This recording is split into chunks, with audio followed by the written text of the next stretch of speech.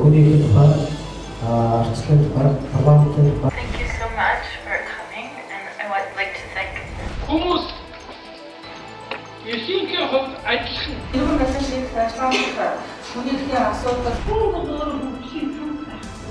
эрхийн талаар хаяа нэг болгон цаа асуудал гарах юм бол телевизээр ирж сонсдог.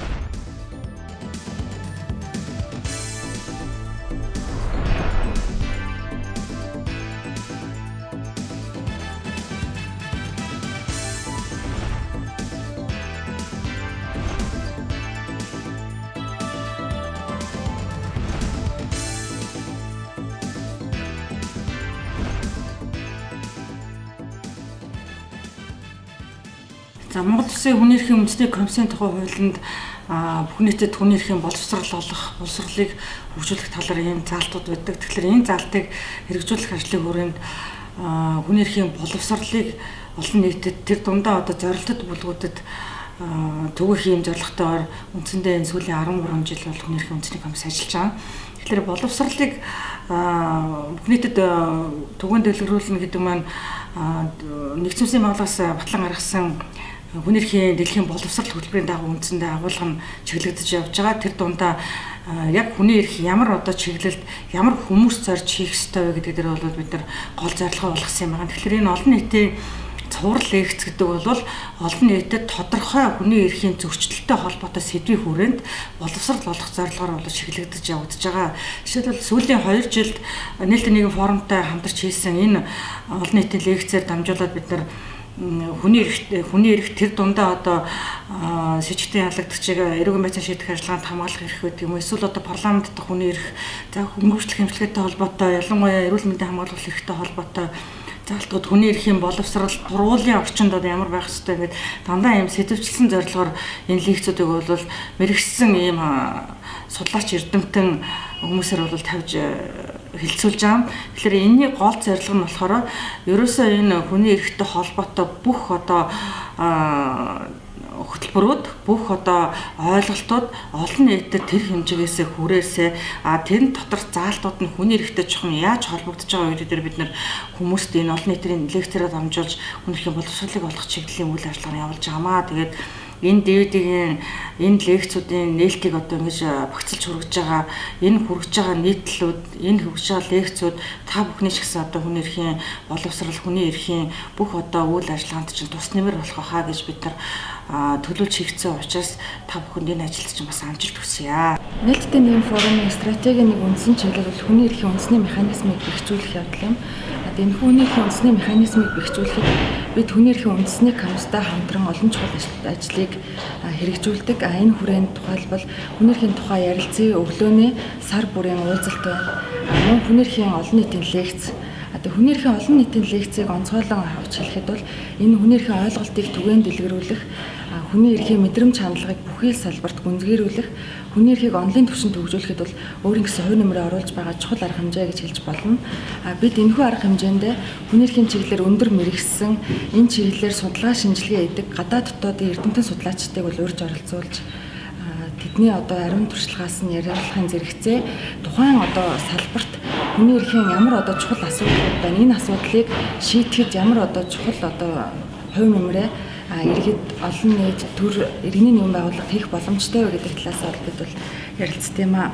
Олон нийтийн лекцийн маань хөндөгдсөн сэдвүүд гэх юм бол үндсэн хууль ба хүний эрх, парламентын хяналт ба хүний эрхийн асуудал ч гэдэг юм уу, эсвэл охид эмэгтэйчүүдийн эрхийн асуудал, үл ялгуурлан гадуурхах хандлага ба тэгш байдлын зарчим, мөн хөгжил ба хүний эрхийн асуудал хэмжлэн энэ салбарт тулгамдж байгаа олон чухал асуудлуудыг олон нийтийн лекцээр үндсэн байдаг.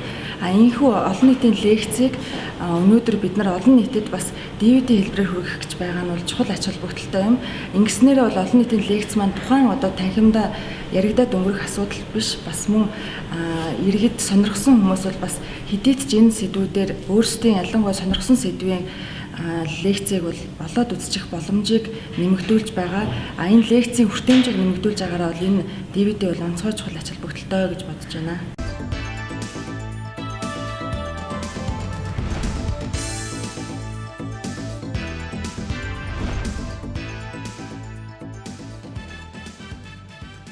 Олон хүний хувьд бас эрүүл мэндийн агуулгаар нэлээд харддаг нөхөн үржихийн эрүүл мэндийн асуудалд яг хүний эрхийн гэдэг байр сууриас нь хандах тэр дундаа бас хүний эрхийн үндэсний байгууллагын зүгээс ямар алхам хийвэл зүгээр байдаг талаар тодорхой санал дэвшүүлсэн сонирхолтой лекц болно байхаа гэж найдаж байна. Тэгээд манай илтгэгч маань Мини Жейн Роүзман гэдэг Харвардын яг албан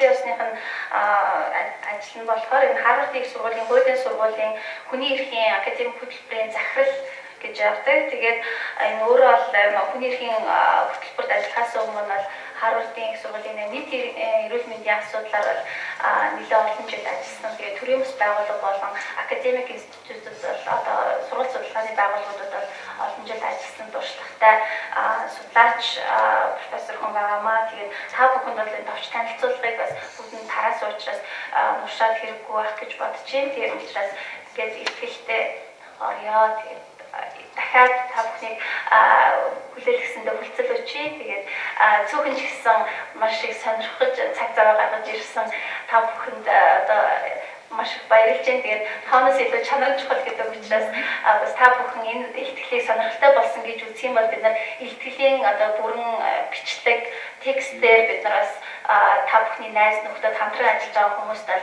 түгээгтэй баяртай байх болно гэдэг харамтай саяхно гэж үзэж байна. Thank you so much for coming, and I would like to thank the Mongolian National Human Rights Commission and the Open Society Forum, as well as Badma and Bas for his superb translation. Тэгээд бол та нарыг өнөөдөр энэ лекцэнд хүрч ирж оролцож байгаа баяртай байна. Түүнээс гадна гэх юм бол өнөөдөр бол нийтийн нийгэм форум болон Монголын хүний эрхийн үндэсний комиссоос зохион байгуулж байгаа явдалд бол би бас талархъя. Түүнээс гадна бол Бадма болон орчуулагчдаа баярлалаа гэж хэлмээр байна. And I apologize in advance for speaking in English. Next time I come back, I will make the presentation in Mongolian. Энэ удаагийн хувьд би яг өөр хэлтгэлээ бол англи хэл дээр тавьж байгаад бол бас хүлчилгээр өгчөө. Тэгээд дараагийн удаа ихдээ бол монгол хэлээр тавина гэж амлаж байна. So on December the 10th, 1948, the newly assembled United Nations issued the Universal Declaration of Human Rights. Foundational to the modern formal human rights system, in Article 25, it states 1948 оны 12 дугаар сарын 10-ны өдөр шинээр байгуулагдчихсан нэгдсэн үндэсний байгууллага хүний эрхийн түгээмэл тохиолдлыг батлан арлаа. Орчин үеийн хүний эрхийн албан ёсны баримт бичиг болохын тухай хэллийн 25 дугаар зүйл. Everyone has the right to a standard of living adequate for the health and well-being of himself and his family, including food, clothing, housing, and medical care, and necessary social services, and the right to security in the event of unemployment, sickness, disability, widowhood, old age, or other lack of livelihood in circumstances beyond his control. Үүндээ хүн бүр хоол хүнс хувцсанаар орон байрын эмчилгээ сувилгаа нийгэм ахуйн зайлшгүй шаардлагатай үйлчлэгийг оролцуулаад өөрийн болон ам бүлийнхээ эрүүл мэнд аж амьдрал идэвхтэд хүрэлцгүй амжилттай байх хэрэгтэй. Ажилгүйдэл үйлчлэл хөгжлийн бэрхшээлтэй байх, бэлэвсрэх хөдлөх, эсвэл өөрөөс үл хамаарах бусад шалтгаанаар амь зуулгагүй болох нөхцөлд итгэмж авах хэрэгтэй гэжээ. Motherhood and childhood are entitled to special care and assistance. All children, whether born in or out of wedlock, shall enjoy the same social protection. Түүнчлэн эхнийхээс онцгой асрамж тусалцаа авах хэрэгтэй. Баталгаатай гэр бүлээс гарсан буюу бутаж гэдгээс үл хамааран бүх хүүхэд нийгмээс адилхан хамгаалалт эдлэх ёстой гэжээ. Eventually, this article would be drafted and become part of the International Covenant on Economic, Social, and Cultural Rights. Article 12, the right to health. The right to health in particular provides a useful policy framework for maternal mortality reduction efforts. The former special rapporteur on the right of everyone to the enjoyment of the highest sustainable standard of physical and mental health, Paul Hunt, has been instrumental in drawing the links between the right to health and maternal mortality. However, maternal mortality and morbidity is interlinked with several human rights. Preventable maternal mortality and morbidity often represents a violation of the right to life, to family, to education, to information, and to health, particularly sexual and reproductive health, among others. And these human rights can also be integrated into strategies for reducing maternal mortality and morbidity. Энэхүү 25 дахь зүйл ирээдүйн эдийн засаг нийгэм соёлын эрхийн тухай олон улсын пактын нэгэн хэсэг буюу эрүүл мэндийн эрхийн тухай заасан 12 дахь зүйл болох үндэс суурь болсон ба энэ нь бол нөхөн үржихүй болон нөхөн үржихийн эрүүл мэнд болон эхийн эмнэлгийг бол бууруулахад бол маш онцгой нөлөөтэй болсон. Эрүүл мэндийн тухай эрх нь эрүүл мэндийн бодлогыг боловсруулахад суурь болж өдгөөгөөр ач холбогдолтой хүн бүр бие махбод болон сэтгэл санааны эрүүл мэндийн байж болох дээд жишгийн үйлчлэгийг хүртэх эрхийн тусгай илтгэгч асан Пол Ханд эрүүл мэндийн эрх болон эхийн эмнэлгийн хоорондын холбоог тодорхой болгоход маш чухал үр гүйцэтгэсэн байдаг. Гэвч эхчүүд эмэгтэйчүүдийн эмнэлэг болон өвчлөлт нь хэд хэдэн хүний эрхтэй холбоотой. Урьдчилан сэргийлж болох эхийн эмнэлэг болон өвчлөлт нь амьд явах гэр бүлтэй болох суурь боловсрол мэдээлэл хангагдах эрхүүд болон эрүүл мэндийн тэр дундаа бэлгийн болон нөхөн өрчмийн гэх мэт хүний эрхийн зөрчил хилдэг. Эдгээр эрхүүдийг эхийн эмнэлэг болон өвчлөлтийг багасгах стратегиудтай нэгтгэн авч үзэж болох юм аа. In this presentation, I will focus on how a range of human rights became recognized to have a relationship to improving maternal health, on what the state's obligations are to respect, protect, and fulfill these rights, focusing specifically on the provision of emergency obstetrical care, abortion services and family planning, and lastly, on how national human rights institutions, since we have a National Human Rights Commissioner here, can intervene to investigate, monitor, and promote maternal health. Энэ хэлбэл би эхчүүд эмэгтэйчүүдийн эрүүл мэндийг сайжруулахад хүний эрхийн механизм тогтолцоо хэрхэн холбогдож ирэхийг эдгээр эрхийг ялангуяа их байх үр хөндөл болон гэр бүл төлөвлөлт дээр илүү анхаарах ханган хамгаалахад улс орнууд ямар үүрэг хариуцлага хүлээлгийг эцэст нь эхчүүд эмэгтэйчүүдийн эрүүл мэндийг хянан шалгах болон дэмжих хүний эрхийн үндэсний комиссууд хэрхэн хөндлөнгөөс оролцож хяналт шалгалт мониторинг хийж болох талаар авч үзнэ. Яг гэвэл өнөөдрийн хувьд гэх юм бол Монгол улсын хүний эрхийн үндэсний комиссаас бол бас хүн судалж байгаа учраас энэ талаар авч үзнэ. There were, of course, efforts to improve maternal health way before the Universal Declaration of Human Rights. However, for the most part, they conflated women with the child she bore, and on top of that, maternal mortality was considered inevitable. Nothing could be done about it. Biomedical and public health advances, such as anesthesia and antiseptic and aseptic practices that were developed in the late 19th and 20th centuries in the industrialized West, changed that and saved women's lives. Eventually, the idea took hold that the interventions could be made to prevent women from dying and being injured in childbirth, such as cesarean sections to prevent complications, family planning to reduce and space pregnancies, and social and political interventions like promoting gender and sex equality. Эхийн эрүүл мэндийг сайжруулах тал дээр 1948 оноос хойш хүчин чармайлт гаргаж ирсэн. Энэ нь бол тэрмэд ирсэн. Гэхдээ бол энэс өмнө бол бас хүний эрхийн түгээмэл тунхаглалын хамаагүй өмнө бол энэ чармайлт нь бол байсаар ирсэн юм а. Гэвч ихэнх тохиолдолд бол эхчүүдийг тээж буй хүүхдтэй холбож ойлгодог байсан. Эхийн эмнэлгийг азгүй тохиолдолд бүр тойрч гарах болохгүй зүйл мэд гэж боддог байлаа. Юу ч хийгээд нэмэргүй байгалийн зам гэдэг ойлголттой байсан. Ажил үйлдвэрлэсэн барууны орнуудад 19-р зууны сүүл 20-р зууны ихэр гарч ирсэн медиа алдуулах болон халдвар гүйцэтгэх ариун тогтоц гэх мэт биологийн анхаарах ухаан болон нийтийн эрүүл мэндийн дэвшил нь эмэгтэйчүүдийн насыг аврахад ашиглагдаж эхэлсэн. Гэснээр төрөлтийн үед эхчүүд амь алдах болон бэлтгэл авахаас урьдчилан сэргийлж болох юм байна гэдэг санаа төрсөн байна. Өөрөөр хэлбэл төрөлтийн хүндрэлээс сэргийлэх, хийсвэр хийж хүүхдийг нь төрүүлэх зэрэг ангаах ухааны аргаар жирэмслэлтийг бууруулах, зайтай болгохын тулд гэр бүлийн төлөвлөлт хийх, түншлэн бэлгийн боловсрол, ерөнхий боловсрол, гендерийн тэгш байдал ялгуулан гадуурлыг айлгах зэрэг нийгэм улс төрийн оролцоогоор дамжуулан урьдчилан сэргийлэх арга хэмжээ авах боломжтой болсон байна. Public health research focused on epidemiological evidence in maternal mortality reduction, and social and women's health activism facilitated reconceptualizing maternity as reproductive rights. In terms of public health, researchers saw that the interventions to reduce child mortality, such as improving the water supply, did nothing for improving maternal mortality. So if a woman was bleeding to death, the fact that there was clean water was not going to save her life.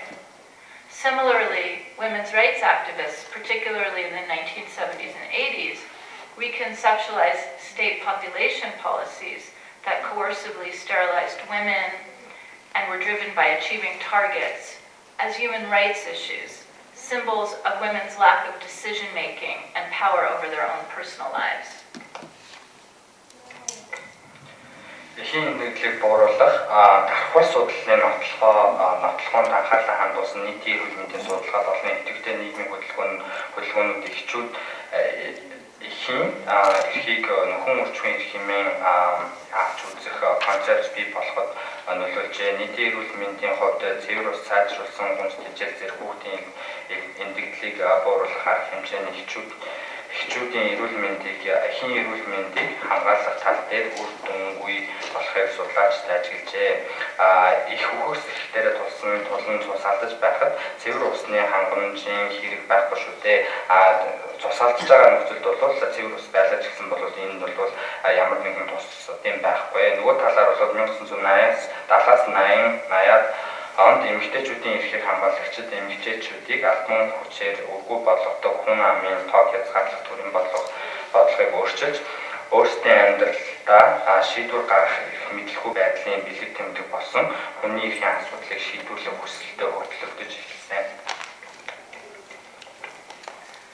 By the 1990s, these efforts culminated in two different international institutions: human rights institutions, which have as their objective legal accountability, and UN political conferences and institutions, which are much more concerned with political accountability. And in these next few slides, I'll first discuss the political institutions and conventions, and then I'll discuss the legal mechanisms for accountability.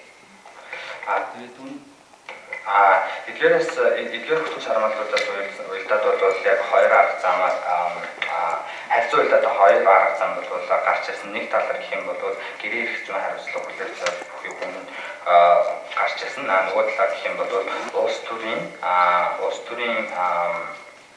үр дүн бүхий тийм хариуцлагууд бол гарч ирсэн юм аа. Тэгэд эхлээд бол би бол яг улс төртэй холбоотой тэр хүчин чармайлтуудыг бол яриад дараа нь бол эрх зүйтэй холбоотойг нь бол яриа. So first we have the 1994 Cairo Conference, known as the International Conference on Population and Development. And this conference was the first global conference to take a very broad view of reproductive rights. Нэгдсэн байгууллагаас гарсан хүн амбаа хөгжлийн олон улсын байгууллагын талаар бол ярих гэж бодож байна. The central goal of ICPD is to make accessible through primary health care, reproductive health for individuals of appropriate ages as soon as possible and no later than 2015. The UN General Assembly in December of 2011 indefinitely extended the goals of the program of action, and there will be a United Nations General Assembly special session, or an UNGAS, in 2014 on just how to extend these goals. Related to this program of ICPD is the fourth conference, World Conference on Women, or Beijing, and its platform for action that is also coming to an end in 20 years, in 2015. And its objective is to eliminate gender equality. It too will be subject of prolongation by the UN General Assembly, and there are special consultation processes going on now. equally related to both the Beijing Platform for Action and the ICPD Program of Action are the Millennium Development Goals, or MDGs.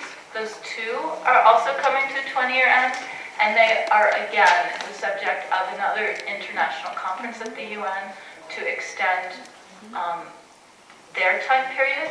Of particular interest are goals number 3, which is to eliminate gender inequality, goals 4 and 5, which relate to eliminating child mortality and improving maternal health.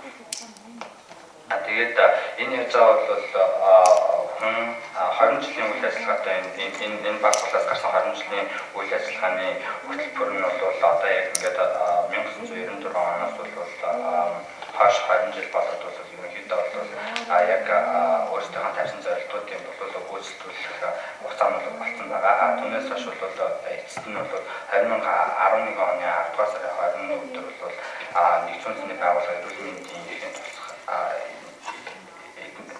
дахин болцсон байгаа. Тэгээд бол яг түүнээс гадна гэх юм бол мянганы хөгжлийн зорилгоудтэй сарлууд бол байгаа. Тэгээд тэднээр бол бас энэ асуудлууд бол нэлээд сайн тусгагдсан байгаа. Гэхдээ бол энэ бол яг 20 жилийнхаа ойдоор бол бас яг хэрэгжүүлэх зорилтуудаа хэрэгжүүлэх бол хугацаанд бол тулсан байгаа. Гэхдээ мянганы хөгжлийн сарлын бол 3-т нь бол одоогоор бол яг эрхийн эрүүл мэнд болон хүүхдийн эрүүл мэндийг бол сайжруулах гэсэн зорилттой бол таарсан хэвээр байгаа. I won't read this to you, but up here is the definition of reproductive rights from ICPD. And I just will underline that it affirms the rights of all people, individuals and in a couple, to decide for themselves when, whether, how many children to bear, and the right of all individuals to reproductive and sexual health free from discrimination, coercion, and violence. This outcome document from the international conference, this one, Beijing, and the MDGs, are not legally binding in themselves, but they're evidence of governmental consensus, and they have normative influence on the generation of international human rights norms and standards. Болон хүүхэн бол хэдэн хүүхэдтэй болох төрөлт хоорондын зан хугацаа хариуцлага дагаж чөлөөтэй сонгох хүнд хүрэх мэдээлэл болон арга замтай байх үндсэн мөн бэлгийн болон хүн хүчний дэд зэргийн эрүүл мэндийг олж авах хэрэгт туурсан байдаг.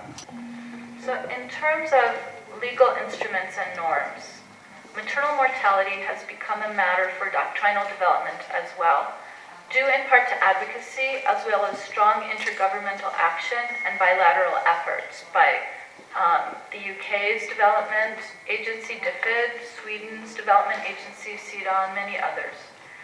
As I'm sure you all know, human rights are all interrelated and interdependent, as well as the right to health, which I already said was found in Article 12 of the International Covenant on Economic, Social, and Cultural Rights.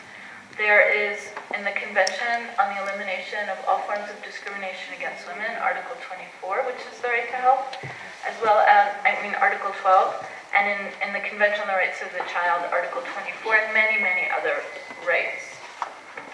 Тэгээд бол эрхцэн баримт бичиг хэмжээний бодлого яри. Тэгээд эхчүүд эмэгтэйчүүдийн энэ тэгтэл нь бол бодлогын нөлөөлөл мөн Их Британий олон улсын хөгжлийн газар, Шведийн олон улсын хөгжлийн хамтын ажиллагааны агентлаг болон бусад байгууллагуудын хүчин чармаалтаар бий болсон засгийн газар хоорондын эрчимтэй үйл ажиллагааны хүчинд тогтсон онол болж өгсөн. Та бүхний мэдэж байгаагаар хүний эрхүүд болон харилцан уялдаа холбоотой харилцан бие биенээс хамаарч байдаг. Эдийн засаг, нийгэм, соёлын эрхийн тухай олон улсын фактын 12 бос зүйл эмэгтэйчүүдийн эсрэг бүх төрлийн ялгуурлан тогтоогдолтыг айлгах конвенц 12 дугаар зүйл мөн хүүхдийн эрхийн конвенц 24 дугаар зүйл заасан эрүүл мэндийн эрх болон бусад эрхүүд харилцан чухал ач холбогдолтой бөгөөд иргэн байгуулалт төрийн эрхийн тухай олон улсын факт зэрэг олон улсын хүний эрхийн гэрээ конвенц фактууд мөн заасан байдаг. So just to give you examples of some of the rights in the International Covenant on Civil and Political Rights that are important to reduce maternal mortality are the rights to life, liberty, autonomy, and security of the person. Тэгээд эдгээрээс бол дөртод бол амьд явах, эрх чөлөөгөө эдлэх, хувь хүн бусдаас хараад бус аюулгүй байх эрхтэй. The right to privacy and family life. Тэгээ хувь хүн бол хувь хүний нууц хадгалах эрх. The right to information. Тэгээд мэдээлэл авах эрх. And from the Convention on the Elimination of All Forms of Discrimination Against Women, we have the right to decide on the number and spacing of women's children. Тэгээд бол яг эмэгтэйчүүдийн эрхийн эрүүл мэндийг хамгаалах эрхийн хувьд гэх юм бол тухайн хүн бол хэдэн хүүхэдтэй болох төрөл тоондын цагаа болоо шийдэх. So to go back to the right to life for one moment, which is in the International Covenant on Civil and Political Rights, the Human Rights Committee, which is the committee that monitors governments in their implementation of the covenant, they have said the expression inherent right to life cannot properly be understood in a restrictive manner, and that the protection of this right requires that states adopt positive measures, in other words, to protect individuals from arbitrary or preventable loss of life. Тэгээд бол иргэн баавас төрний эрхийн тухай олон улсын факт тэгээд үүнийг бол бас хэрэгжилтэй хянж байдаг хороод бол тодорхойлсноор юу гэх юм бол яг төрхөөс дайсан амьд явах эрх гэдгийг язгаарлагдмал хүрээнд бол ойлгож болохгүй бөгөөд энэ эрхийг хамгаалахад улс орон зайлшгүй арга хэмжээ авах ёстой гэсэн заалтнууд болохоор хүмүүсийн төр дурд оргоор болон урьдчилан сэргийлж болох хартал амь насаа алдахаас хамгаалах ёстой гэж бол энэ тодорхойлолтоор бол явж байгаа. So in the rest of this presentation, I'm just going to focus on ways in which international human rights have been used to prevent maternal mortality, and in order to explain that, I'm going to talk a little bit about what the causes of maternal mortality are. Тэгээд бол яг энэ олон улсын бичигbarnуудаар ашиглан бол яг эрхийн эрүүл мэндийг бол хамгаалахад бол яг юу хийх юм бэлээ гэдгийг бол би бол ярих гэж бодож байна. Түүнээс өмнө бол яг энэ эрхийн эндэглийн бол яг үүсгэж буй шалтгаанууд нь юу вэ гэдгийг бол би эхлээд хэлье. So you can see for yourself some general statistics about maternal mortality, where the bulk of maternal mortality occurs, and some general information about maternal mortality. But just to give you a context for what I'm talking about for Mongolia, the latest figures for Mongolia from UNICEF give a maternal mortality rate of 150 for every 100,000 live births, putting Mongolia in the company of a country such as Nicaragua. Тэгээд бол та бүгд бол энэ дээр бол тоон үзүүлэлтүүдийг бол харж байгаа статистикийн үзүүлэлтүүдийг бол тэгээд би яг энэ нэгтгэлтэй холбогдоод бол Монголын тухай бол ярих гэж бодож байна.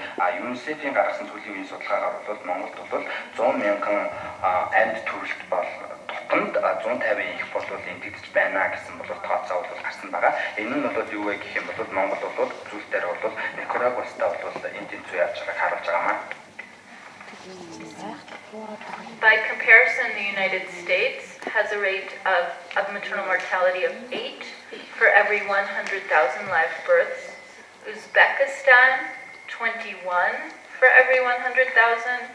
China, 55 for every 100,000. Brazil, 160 for every 100,000. And Burma or Myanmar, 230 for every 100,000. Та бүхэн харж байгаа хараа аймагт нэг зуулт бол яг 100 мянган амт төрөлт тусанд бол 8 их, Үзбекистанд 21, Хятадд бол 55, Бразилд 60, Бирмаст бол 230 эндэгдэл бол гардаг байна. So what this slide tells you, again, based on the World Health Organization's analysis, what the leading causes of maternal death are.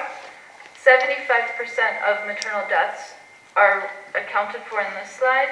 They're hemorrhage, unsafe abortion, eclampsia, which is convulsions due to usually high blood pressure that occurs during pregnancy, obstructed labor, infections, and other causes of which are attributed to medical reasons. Тэгээд бол та бүгд бол яг энэ эрхийн эмзэглийн бол зөнгөлөх шалтгаануудыг бол харж байна. Энэ дээр бол нийт бол эрхийн эмзэглийн 75% нь бол яг ямар шалтгааны улмаас бол гардаг вэ гэдгийг бол харуулсан байна. Энд бол цус алдалт, эмнэлгийн бос үр хөндлөлт байгаа, аюултай үр хөндлөлт, түүнээс гадна бол жирэмсний хажуу хорлого байгаа. Энэ нь бол юунаас шалтгаалсан? Энэ бол бас цусны даралт ихсэнтэй холбоотойгоор бол бас гардаг зүйл байгаа. Тэгээ хүндрэлтэй төрөлт байна. Тэгээд хавдар, тэгээд 11% бол бас бусад шалтгаанууд байгаа.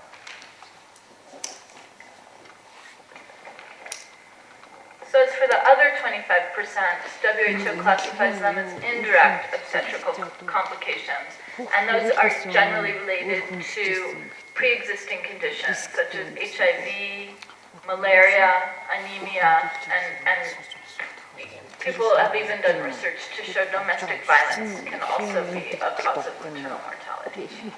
Тэгээд үлдэл 25% бол шууд бус төрөлтийн хүндрэлүүд байгаа. Энд бол бас хумхаа, тэгээд цус багтал, дэвийн үргэлжлэл болон доох болон ээдэхээ гэх мэтчих юм бол урд нь бол байж байсан бие махбодын эмгэлгээс бол шалтгаалсан үүсдэг байгаа.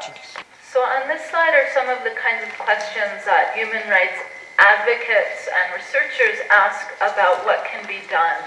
What are the obligations of the state in terms of preventing maternal mortality, in particular in the context where obstetrical services are necessary, right? So if somebody is bleeding, they're hemorrhaging, what kinds of services need to be made available by the state? Тэгээд үүнтэй холбоотой бол бас төр бол иргэний хүмүүст өрөг хүлээж байгаа.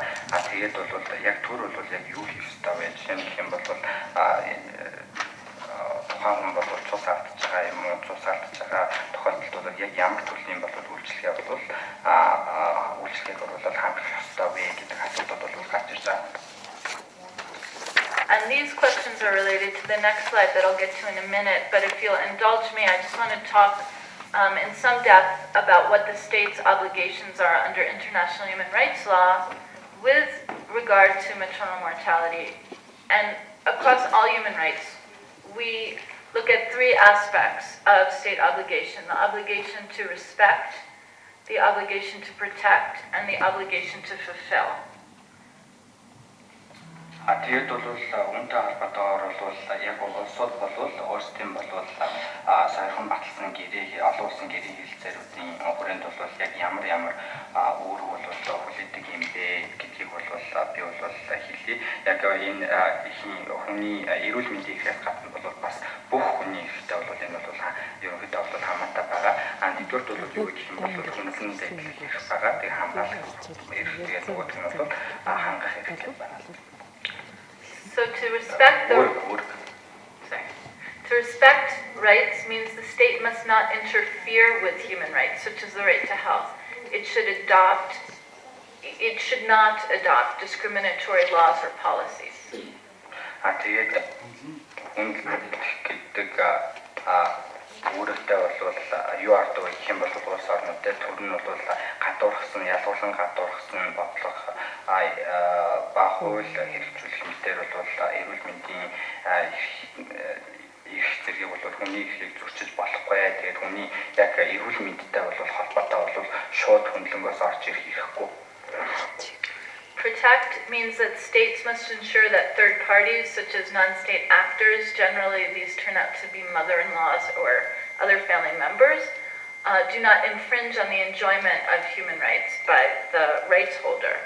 And states also need to provide an avenue for redress should a party interfere with the exercise of the person's rights. Хамгаалах урвага төр бол яг төрөөс гадна бол 3 дахь зэвсэгтэй их тохиолдолд бол энэ бол яг хатан мэйжин ч юм уу бусад гэр бүлийн жишүүл бол байдаг. Эдгээр бол бас тухайн хүний бол ихэд хандах эрүүл мэнд болон бусад ихэд бол халдах тохиолдолд бол түүнийг бол зогсоох. Түүнээс гадна гэвэл энэ тохиолдол илэрсэн нөхцөлд бол нөхөн төлбөр олгох тийм механизмыг хангах их үүрэгтэй байгаа. And finally, fulfill means that states must take positive steps to realize the rights, immediately through policy, legislative, budgetary, and administrative measures, and progressively to the maximum available resources without any retrogression in the provision of services. Тэгээд бол сүүлийнх нь бол хангах ураг байгаа. Төр бол улс эрүүл мэндийн эрх зэрэг бүх хүний эрхийг хэрэгжүүлэхэд бол шаардлагатай бодлогын эрх зүйн төсвийн болон засаг захиргааны арга хэмжээг нэн даруй бол авах байгаа. Түүнээс гадна гэх юм бол үйлчлэгээнд чиглэл учруулалгүйгээр байж болох дэд хэмжээний боломжтойгоос байдлыг ашиглаж авах тэр нөхцөлд нь бол ашиглах замаар бол урт хугацаанд бол арга хэмжээ авна.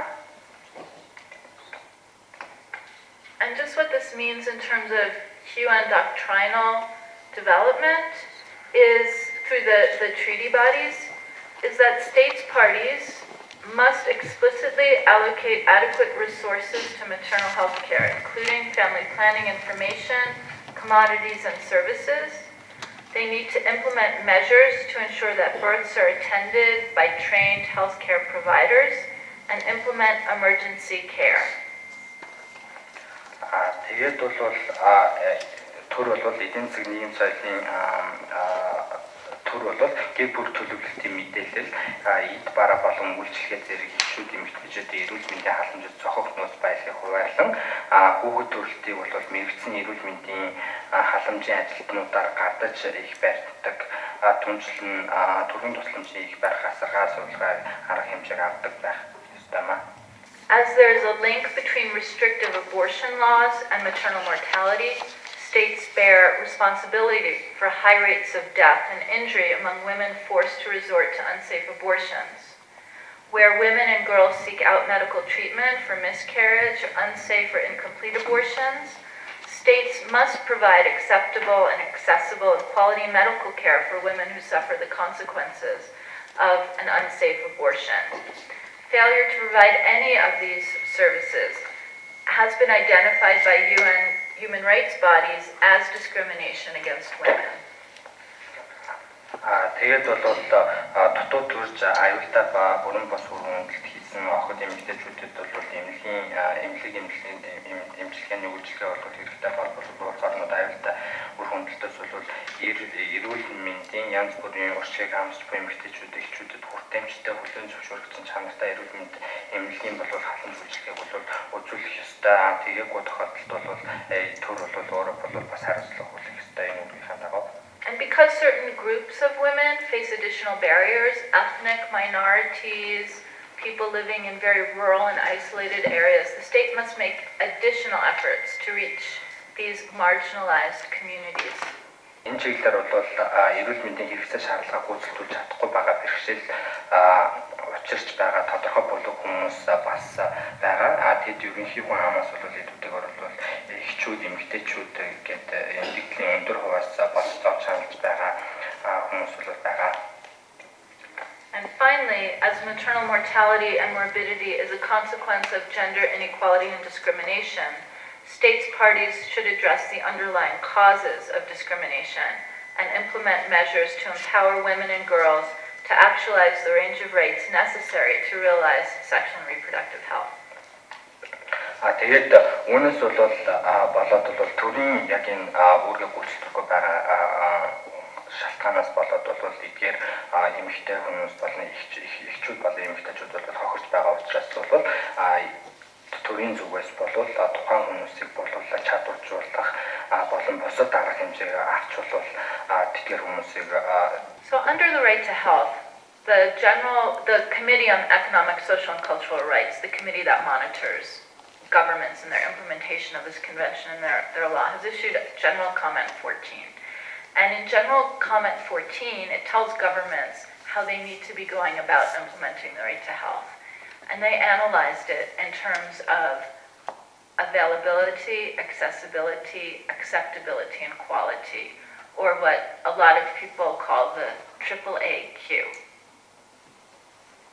Тэгээд бол нийгмийн эдийн засаг соёлын эрхийн конвенцийн ороод бол энэ бол тухайн конвенцийг бол конвенцийн хүрээнд бол засгийн газрууд бол өөрсдийнхөө үүргийг бол хэрхэн биелүүлж байна вэ гэдгийг бол хяндаг болохоор байгаа. Тэдгээр хорооны 14-р хэлхий зөвлөмжтэй тусгахдаа эрүүл мэндийн эрхийн бүх хэлбэр бүх түвшиндээ дараах харилцаа үеийнхтэй холбоотой чухал элементүүд агуулсан байна гэж хэлсэн. Үүнд бол юу вэ гэх юм бол хөрөлцөлтэй байдал, хүрчэмжтэй байдал, хүлээн зөвшөөрөгдсөн байдал болон сайн чанартай үйлчлэлийн сайн чанартай байх гэсэн уруулсан QA гэдэг асуулт хариулт гэдэг хүмүүсийн бол хэлээд байдаг. Тэгээд эдийн засгийг бол тодорхойлсон байгаа болж тогтоосон. And in this triple AQ, it relates to the other slide with the questions of what the state is doing in terms of are there sufficient emergency obstetrical services, are they well distributed, are they meeting the needs of the population, is the quality adequate? There's a lot I could say under each of these areas. I think I'll skip that for now because it's a lot of information. But generally, there are UN guidelines that talk about how many facilities per population of 100,000 would make a service available. It's also a matter of government policy to make a determination for our population, for example, of one facility a day's walk away, or one facility 1 hour's drive away. It all depends on the local circumstances of the country as to what availability might be seen as. Энэ хөрөлцөлтэй байдлын тухай гэх юм бол яг их барих яалтаа тусламж ба бусад урьдчилан сэргийлэх болон эмчилгээний үйлчлэг бол хангалттай байна уу? Тэгээд эдгээр үйлчлэгээ сайн тархацтай байна уу? Гэх мэтчлэн бол асуултууд бол тулгардаг. Гэхдээ бол ерөнхийдөө бол нэгдсэн үндэсний байгууллагаас бол яг 1000 хүнд бол яг хэдэн ширхэг эмнэлэг эмчилгээний байгууламж бол оногдож байна вэ гэх мэтчлэн бол үзүүлэлтүүд бол гаргасан байдаг. Түүнээс гадна гэх юм бол тэр бүтэмжтэй байдал дээр бол яг тухайн үйлчлэг үзүүлэх байгууллага нь бол яг хэр хол байна вэ? Тэнцээ бол нэг өдөр явж иж бол очиж үйлчлэг авах боломжтой юм уу? Ямар вэ гэх мэтчлэн бол бүхэл олон талд бол үзүүлэлтүүдээр бол гаргаж ирээд бол харьцуулт хийх боломжтой байгаа. Тэгээд би бол энэ тал дээрх бол зарим юмнууд нь бол орхиод тэгээд цаашаа явъя. Just to note on accessibility has 4 aspects. One is physical, one is economic, one is accessible without discrimination. It sort of relates to the physical. And the last is informationally accessible. So all the dimensions that you could think of access, that's what's included under accessibility. Тэгээд бол хүртээмжтэй байдал дээр бол ерөнхийдөө бол 4 үзүүлэлтээр бол илэрдэг байгаа. Энэ нь юу вэ гэх юм бол нэгдүгээр бол яг орон зайн хувьд бол яг хийх хүртээмжтэй байна вэ? Тэр тухайн газар бол очиход бол ямар байх вэ? Ядуу амьдралтай эмэгтэйчүүдээ бол оролцуулаад бол эдийн засгийн хүртээмжтэй байдал нь бас хэрвээ үнийн хувьд бол боломжтой юм уу? Тэгээд түүнээс гадна бол бас ялгарлан гадуурхалгүй бол хүртээмжтэй байж болох уу? Тэгээд мэдээллийн хүртээмжтэй байдал гэх мэт бол орж байгаа. Acceptability has a lot to do with whether or not the facility is respectful of the person's culture and sort of where they are in their life cycle. So what is acceptable for an adolescent is going to be different than what's acceptable for a woman who has 6 or 7 children. Тэгээд бол хүлээн зөвшөөрөгдсөн хүлээн авах байдал гэдэг байгаа. Түүн дээр бол бас тухайн бол хүний бол соёл болон бусад хүчин зүйлсээс бол шалтгаалаад бол энэ нь бол харилцангуй адил байдаг. Жишээ нь бол зарим эмэгтэй хүн бол одоо 7 хүүхэдтэй ихэд бол тухайн авч байгаа үйлчлэг нь бол бас хүлээн зөвшөөрөх тэр хүн бол үйлчлэг бол авахд бэлэн байхад бол зарим нэг хүүхэд гаргаагүй хүнд бол энэ нь бол бас хүлээн зөвшөөрөхдөггүй энэ үйлчлэг ажлыг бол авахд бэлэн биш байх тийм бол тохиолдол бол гарч болох боломжтой. Тэгээд үүнийг бол энэ хүлээн зөвшөөрсөн байдал гэхээр бол хэлж байгаамаа. And finally, quality has two aspects. It's the standard of medical care that's given, but it also has to do with the treatment that a woman receives when she comes to a facility. If she's treated very poorly, she's not going to come and use the facility. So quality has both those aspects. Тэгээд бол чанарын тухай бол ярьж гэж бодож байна. Ингээд чанарын тухай дээр бол яг бол хоёр талтай гэж бол хэлж болох. Нэгдүгээр гэх юм бол тухайн томог тохиромж материалын бааз бол хэр сайн байна вэ, хэр чанартай байна гэж бодсон. Хоёрдугаар гэх юм бол тухайн үйлчлэлээ хүргэж байгаа ажилтнуудаас бол яг чанарын асуудал бол гарч ирнэ. Хичнээн бол томог тохиромж материалын бааз сайтай ч гэсэн тухайн үйлчлэлээ үзүүлж байгаа хүмүүс бол ямар нэгэн байдлаар бүрдүүлэг зохисгүй харьцдаг тохиолдолд бол тухайн үйлчлэгийг бол чанартай гэж хэлэхгүй хүмүүс бол тухайн үйлчлэгийг бол авахд бэлэн биш байна. What can we do as human rights activists and advocates and scholars and institutions with all of these norms and all of this development? I just first want to underline that it's only been 20 years since ICPD, and since a lot of effort has been made to establish in international human rights terms how these norms have a bearing on the quality and enjoyment of women's rights and how they can improve maternal health. So simply to recognize that it's just been 20 years and we have gotten this huge corpus of international law and norms, it's a big, remarkable achievement. Тэгээд бол яг энэ дээр бол бид нар бол яг юу хийж болох вэ гэдгийг бол яхаас өмнө бол бид нар бас юу бол ямар олонний амжилттай гарсан бэ гэдгийг талаар бол ярих гэж бодож байна. Үүн дээр бол хэлэхэд бол одоо яг тэр хүн болон хөгжлийн олон улсын баг хурлаас бол яг эмэгтэйчүүдийн эхчүүд болон эмэгтэйчүүдийн эрхийн талаар бол өндөгдөг бол дөнгөж 2 жил бол болсон байна. Тэгээд энэ 20 жилийн дотор бол зөвхөн хэдийгээр бол тухайн асуудлаар бол хим хэмжээг бол тодорхой нэгэн төвшөнд бол сайжруулсан ч гэсэн сайжруулаад тэгээд үүнийгээ бол олон улсуудыг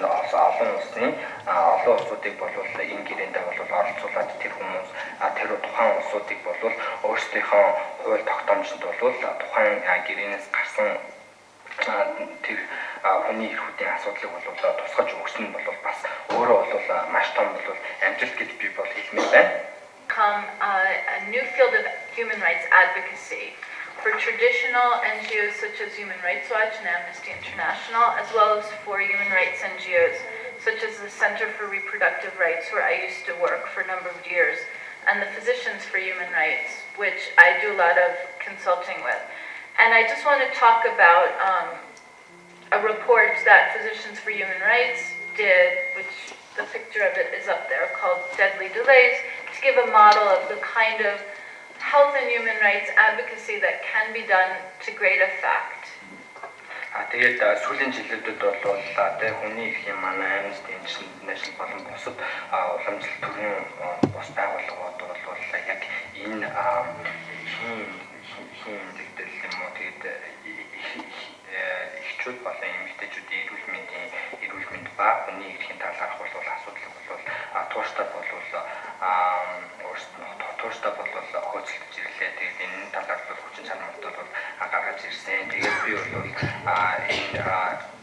энэ дээр байгаа бол тэдгээрийн ажлын үр дүнгууд бол бас нэлээд бол бодиттой бол гарч ирж байгаа. Түүний нэг нь бол энэ яг дэлгэцэн дээр бол гарч ирсэн байгаа тайлан байгаамаа. Just to tell you a little bit about the investigation and what happened to it. A group of us, we went to Peru and we interviewed almost every single stakeholder you can imagine. And what we decided to do was to tell the stories of 7 women, mostly through their families, because these 7 women had died due to pregnancy-related causes. Тэгээд бол миний ажиллаж байгаа бол хүний эрхийн төлөө эмчнэргээд бол олон жилийн ажилласан байгууллагууд байгаа. Тэгээд энэ дээр бол саяны хэлсэн бол тайлан бол гаргасан. Тэгээд энэ тайлан хийхдээ бол бид нар бол Перуд бол очсон байгаа. Тэгээд Перуд бол яг 7 эмэгтэй те яг эмэгтэй эрхийн имдэглэг бол аймаа алдсан. Тэгээд тэдний талаар бол яг хүмүүст нь бол яг энэ түүхийн бол сонсон. And so we told it according to what's called the 3 delays model. What happens when a woman delays in seeking care in the first place when she feels like there's something for trouble or recognizing that she's in trouble. The delay that happens when she gets to a healthcare facility in receiving any care, and then in the delay that she gets when she's at the facility. So the delay that she gets just simply in getting to the facility, and then finally the delay once she arrived in the facility and getting care. And we told these stories with corresponding human rights analysis of what the state's obligations were to the woman and her family at each of these points, at the delay in identifying that she should go to care, and the delays in getting to care, and then in the delays once she was at the facility and ought to have gotten the care that in the end she didn't get. Тэгээд бол энэ тайланд бол яг судалгаанд бол бид нар бол яг уран хожимдол гэдэг загварын дагуу бол энэ тайланд бол гаргасан байгаа. Тэгээд бид нар яасан бэ гэх юм бол яг тэр 7 хүнд тохиолдсон тэр явдлыг бол энэ гурван үзүүлэлтийн дагуу бол яг төрөөс бүлээх үүрэг нь яг юу байсан бэ гэдгийг нь бол тогтоож гаргаж ирсэн байгаа. Энэ гурван хожимдолд бол яг халамж үйлчлэгээ ирж хайхад бол хайх гэдэг нэг хожимдол байгаа. Эмчилгээ үзүүлэхдээ бол бас нэг хожимдол байгаа. Түүнээс гадна гэх юм бол үйлчлэгээ авахаар очсон хэдий боловч бол яг тухайн үйлчлэгийг бол бас авахгүй бас хожимдсан тийм бол яг энэ нөхцөл байдал дээр бол яг төрөөс хүлээжсэн тэр үйлчлүүлээгүй үүрэг нь бол юу вэ гэдгийг бол бид нар энэ дээр бол сайн тусгаж өгсөн байгаа. And just to tell you about the outcome of this report, the government of Peru, some big international care providers, Care International for the most part, and then local NGOs all got together to meet to speak about the conclusions in the report and to come up with solutions.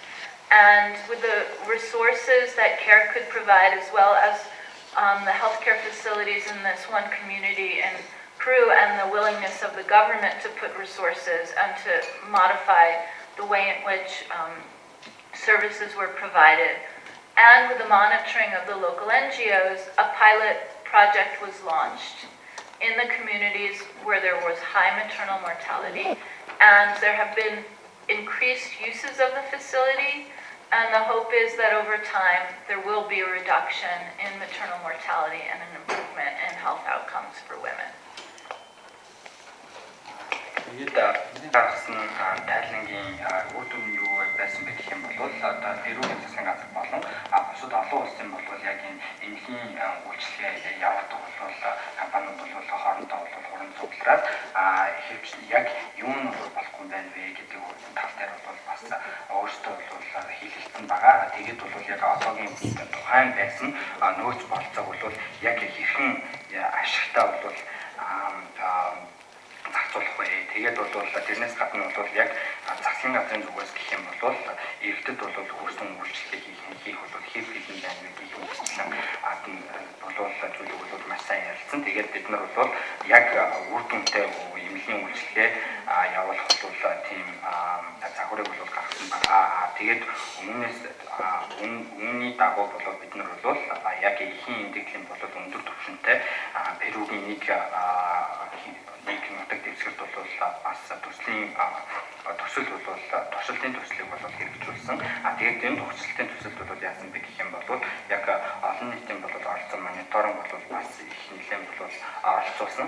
Тэгээд үүний үр дүнд бол тухайн тэр үйлчлэгээ эмнэлгийн үйлчлэгээ явуулдаг эмнэлгийн үйлчлэгээ бол сайжирсан.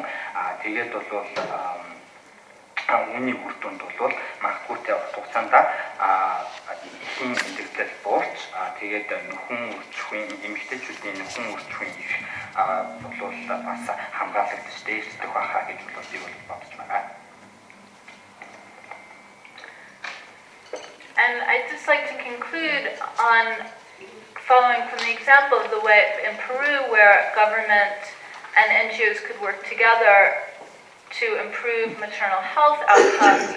Human rights advocacy can create truly an enabling environment for government to come up with, to investigate and come up with better policy and service provision for women. The example I'm going to speak about comes from Kenya and the National Human Rights Commission of Kenya. Since we're in the presence of one of your human rights commissioners, I thought it would be a good example. Тэгээд бол яг хүний эрхийн нөлөөлөлт нь бол хүний эрхийн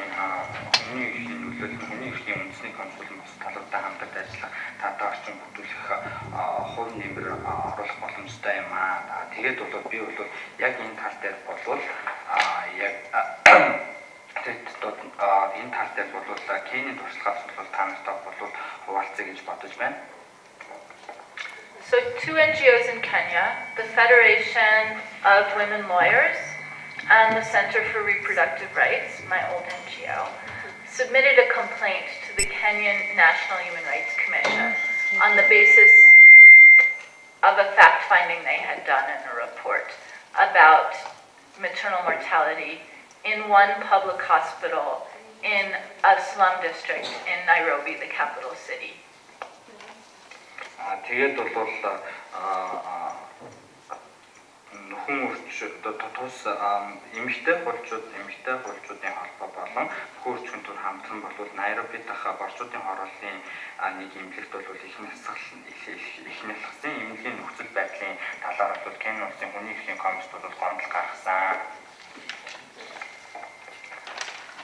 The report showed just that the facilities were in very bad condition, they were underfunded, there wasn't the necessary equipment and supplies, and that women weren't being attended to by skilled attendants. The Kenyan National Human Rights Commission then did its own inquiry. It investigated this one hospital and then other governmental facilities, and they found that the situation was the same almost at every government-funded service provider. There was not enough money, there were not supplies, there were bad conditions, and that skilled attendants were just, the level of skill of the attendants was not up to standard. Тэгээд бол энэ бодлын дагуу бол тухайн эмнэлгийн байгууламжийг бол шалгахад бол наад захын санхүүжилтээр бол тутмаг байсан. Шаардлагатай тоног тохиромж байхгүй, хангамж байхгүй учраас бол эхчүүд бол эмэгтэйчүүд бол эмнэлэгт хүрэх бол шалтгаан болсон байсан. Тэгээд үүнээс улбалаад бол